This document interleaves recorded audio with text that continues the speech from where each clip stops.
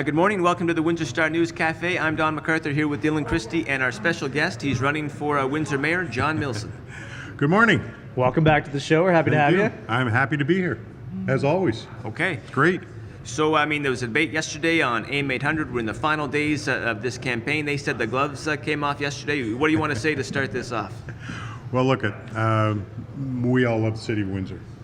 That's why I'm here. I got into the race because just wasn't happy with what was out there and what's been happening, and wanted to once again give it a shot. I enjoyed being the mayor the last time. We did an awful lot of very productive things, and I just want to get the whole community going again. Okay. I don't know if you saw your Windsor Star this morning or last night online, but an editorial came out. Yeah. I can't imagine it's a big shocker to you, but the editorial board endorsed Drew Dilkins. Well, I saw that, but they also said I was the best ambassador Windsor's ever had. The ultimate salesman. The ultimate salesman, Yeah. and that's exactly what I am. Let me tell you something. When, let's see, in 2006, I read an article in the Globe and Mail, and it said that businesses out in Alberta needed manufacturers in Ontario. So I said to Gail, I said, do you mind if I go out there? She said, go ahead. And so I started commuting, and for 2 years I commuted out to Alberta. 2 weeks in Windsor I lived, and 2 weeks out in Alberta. I went from Fort McMurray all the way down to Lethbridge, and what I did is created jobs. If you go to Malden and Todd, you'll see these tall utility poles, which are gray. They're very shiny and everything. That's a whole factory that I brought from Calgary up here to Ontario, actually up in Tilbury. That's the kind of stuff that I do. So I really didn't make any money at it for 2 years, but you know what? We brought jobs here. Another great job that we have is right here in West Windsor. They manufacture the largest pieces of equipment, components for the mining industry. And once again, that was all from, us being involved out in Alberta and bringing those jobs here. They went from 35 jobs to over 200 jobs right here in West Windsor. And one of the items is 80 foot in diameter, 5 feet tall, and weighs 2 million pounds. And they build that with great pride right here in Windsor. I'm not sure that a whole lot of people really know that, but that's what I do. When you talk about a salesman, this is the last part about my Edmonton, but I love it. Because I walked in, I knocked on a door, and I said, hi, I'm John Millson from Windsor, and we'll build you anything you want. And they said, well, do you have a 42-inch horizontal boring mill? And I said, one? No, we got 3 of them in Windsor.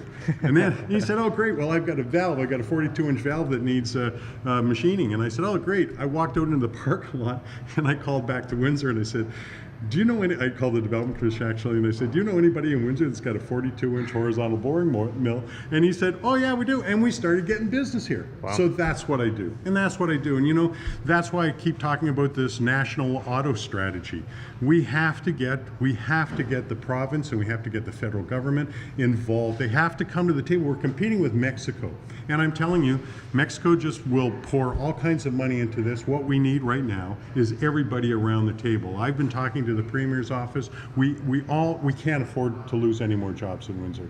When GM left here back in 2008, I think it was, 2009, that was devastating to us. And GM is completely gone from the city of Windsor. We can't afford to lose any more. And we have such big investments here, and it's so tough to get jobs back. We have to retain the jobs that we have here right now and do anything that we have to do to accomplish that.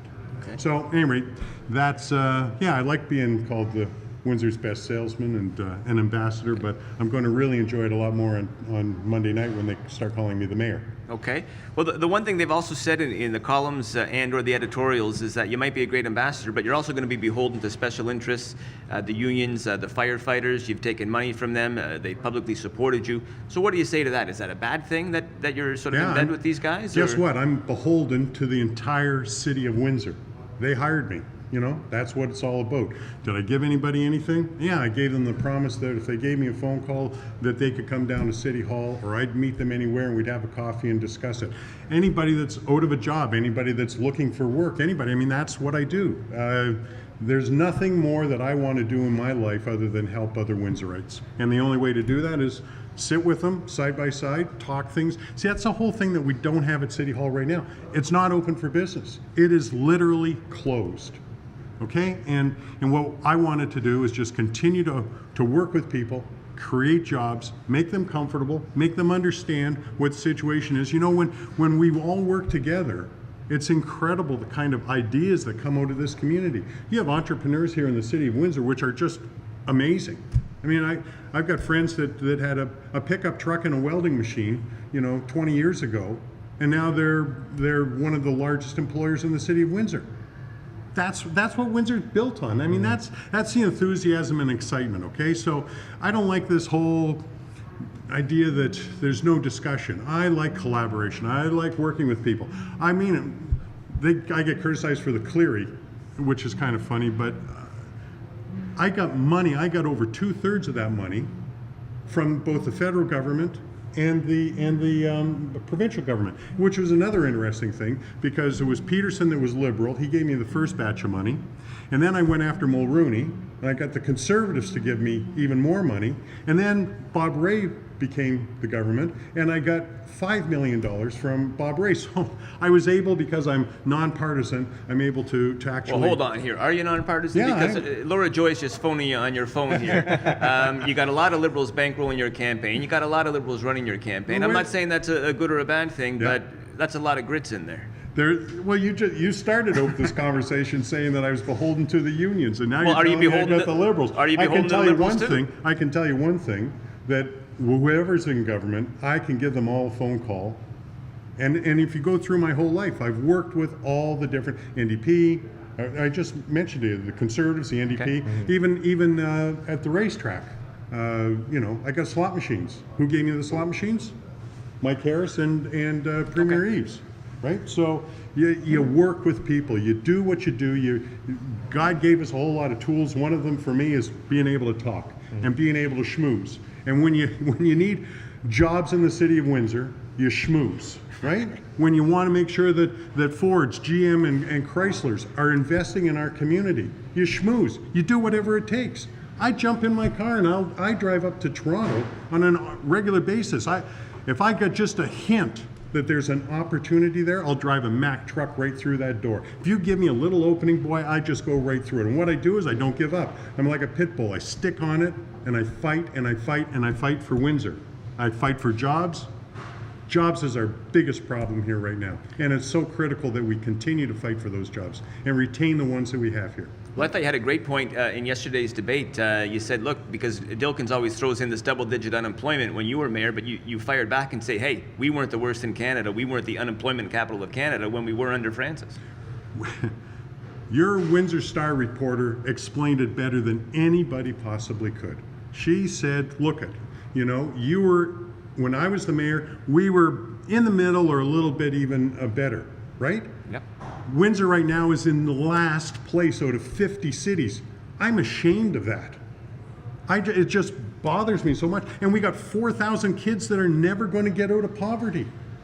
Never. And Mr. Dilkins says, well, poverty's not an election issue. Well, I'm sorry, it's an election issue. When you got people that are out of job, never in poverty, it's an election issue. It's the most important thing right now for us right now is jobs, jobs, jobs. We got to retain every job we possibly can. And I don't see the passion in people fighting for it, right? It just bothers me. Well, we were asking Dilkins this morning, he was on here before you, about these 200 jobs at Premier Aviation, and I'm still not clear, but you're pretty adamant. If there's 200 jobs there, where are the job postings? It's pretty easy. If I've got 200 jobs, you want to see it posted someplace. You want to see it at a job fair. I don't see it anywhere. And we've received phone calls in our office, but we're not going to make them public, or we're not going to make it, people complaining about Premier. I'm not complaining about Premier. I'm just saying, if there's 200 jobs that are not available, then don't raise hopes, right? Yeah. If they're available, then show it to us so that they can build on it. That's all. And then, Mr. Dilkins also has 2,900 jobs listed in his advertising that he's created. I don't see them created, and I asked him for the list, but I've not received anything. When you take a look at his ad, it talks about CIP, Community Improvement Area programs, right? That's a provincial program. If he's counting those as his jobs, it's the same as the jobs that he put in Premier Aviation. They're not there because none of the buildings that were approved for CIP have been built, so those jobs aren't created. It's just smoke and mirrors and a look at it. I keep going back. Windsor taxpayers don't ask for a whole lot. They ask for a little bit of respect. It's pretty simple. Respect them. Don't do a shell game. Don't do, smoke and mirrors. Be honest with us. That's all. We've got to work together as a team and get all the right answers. Excellent. All right. Well, we're getting towards the end of this campaign. You have the weekend ahead of you. What's coming up for you? What's ahead? And then even just taking a look back, you have the perspective now, having been through most of the campaign. How's it gone for you? Is it everything that you expected coming back? Well, on a personal note, it has been so rewarding to meet so many people. I mean, I'm so flattered that I walk down the street and people recognize me. They say hi to me. They say keep fighting, and and that makes me feel wonderful because I'm just a Windsor lover, always will be. On another note, I've lost, as of this morning, 47.5 pounds. Congratulations. So I'm really proud of that, and I know that I'm going to go for even more. So I've kind of changed my lifestyle throughout this. Love walking, love meeting people, and but once again, it's just a matter of fighting hard for jobs in Windsor because I've got told the story. I've got kids that have gone out of town. I look at people where their grandchildren are out of town or their kids are out of town, and I just want to have those really good paying jobs here for them in the city of Windsor. Okay, you've been very clear. At Windsor, we definitely need an Auditor General.